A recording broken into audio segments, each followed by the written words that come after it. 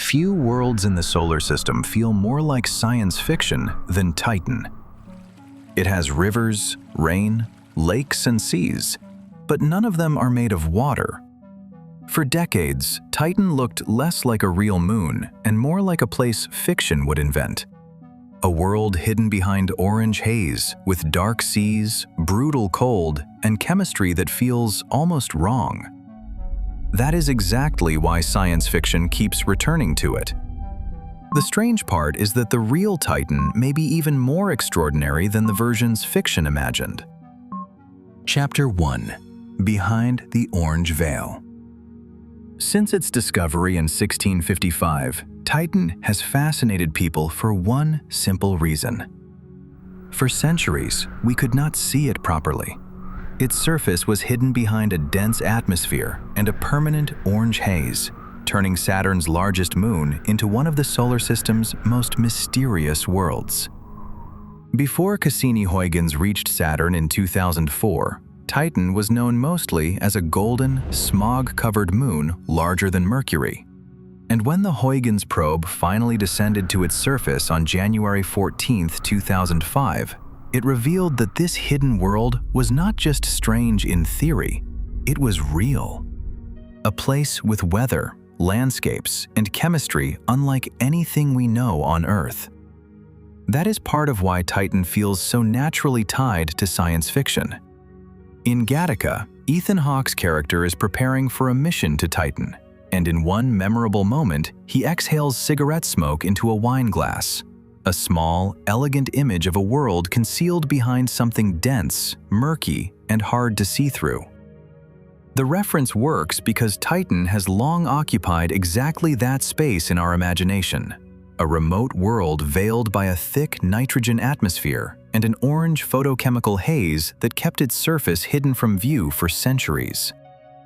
And when that veil finally began to lift, what emerged was not just another frozen moon, but a world with weather, shorelines, and seas.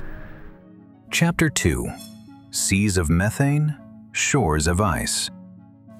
Titan is the only other place in the solar system known to have an Earth-like cycle of liquid flowing across its surface. It has clouds, rain, rivers, lakes, and seas. But here, methane and ethane take the place of water. That is what makes Titan so uncanny. The landscape sounds familiar, but the chemistry is anything but. Titan's surface temperature is about -179 degrees Celsius, or -290 degrees Fahrenheit.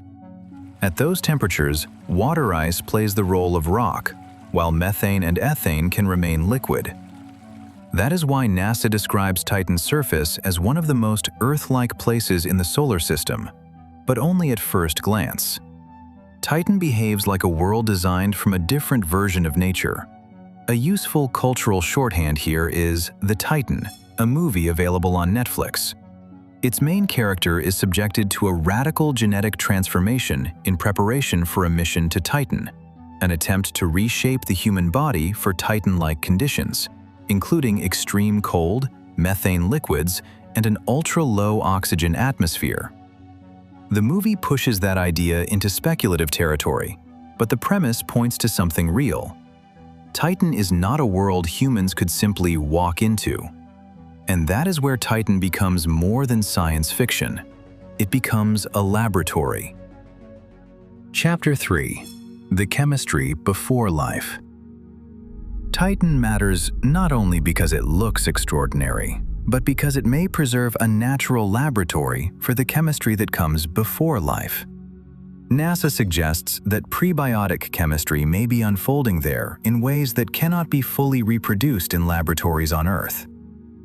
And beneath Titan's icy crust, Cassini-Huygens found evidence of an internal ocean, likely made of water and ammonia. Together, those two layers, complex organics above and liquid water below, make Titan one of the most compelling worlds in the solar system.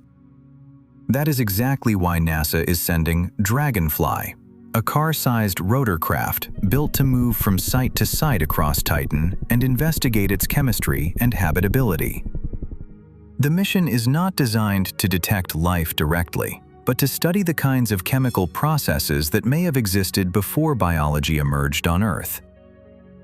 Dragonfly is currently scheduled to launch no earlier than July 2028 and arrive at Titan in late 2034. What makes Titan so important is that it may hold clues not only to strange worlds, but to one of the oldest questions in science: how chemistry becomes biology. And what makes that question even more compelling is that Titan is no longer just a theory. It is a world we have already reached. Chapter 4: When Mystery Became a Place. Cassini's arrival at Saturn in 2004 marked the moment Titan stopped being only a mystery from afar. Then, on January 14, 2005, the Huygens probe dropped through that dense orange atmosphere and reached the surface, the first landing by a robotic spacecraft in the outer solar system. That changed Titan permanently. It was no longer only a distant orange mystery, but a real landscape with channels, shorelines, and terrain shaped by processes we could finally begin to understand. Huygens showed that beneath the haze was not an abstract idea, but a place. And Cassini's later observations revealed dunes, lakes, and seas large enough to deserve those names. That is what makes Titan so powerful as an idea. Science fiction was drawn to it when it was still hidden. But once we finally reached it, reality did not become less interesting than fiction. It became more so. And maybe that is why Titan never belonged only to science. It belonged to imagination, too. Chapter 5: A World Fiction Couldn't Ignore. In Gattaca, Titan is imagined as a distant, almost mythic destination, a world hidden behind thick cloud and atmosphere, still more promise than place.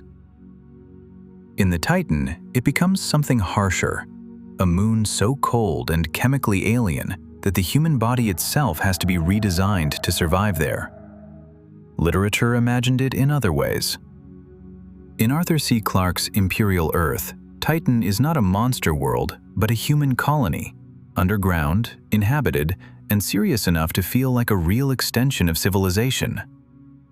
Much earlier, in Stanley G. Weinbaum's 1935 Flight on Titan, Titan is imagined as a dangerous frontier populated by strange alien life, including the hypnotic threadworm. In Kurt Vonnegut's The Sirens of Titan, Titan becomes less a scientifically grounded world and more a surreal philosophical stage, a distant place where fate, free will, and the purpose of human history are pushed to their limits. The pattern matters more than any single title. Again and again, fiction treated Titan not like a random moon, but like a world, hidden, habitable in some form, and strange enough to keep pulling the imagination back. Final thoughts. Titan feels like science fiction, not because we exaggerated it, but because reality gave us a world that already seems to belong to another version of nature. A moon with rain, rivers, lakes, and seas, but not of water. A landscape that feels strangely familiar, yet works by alien chemistry. And that may be what makes Titan so unforgettable. The more we learn about it, the less it feels like a simple moon, and the more it feels like a place where imagination and science meet. Subscribe if you want more worlds like this. Leave a comment and like the video if you enjoyed it.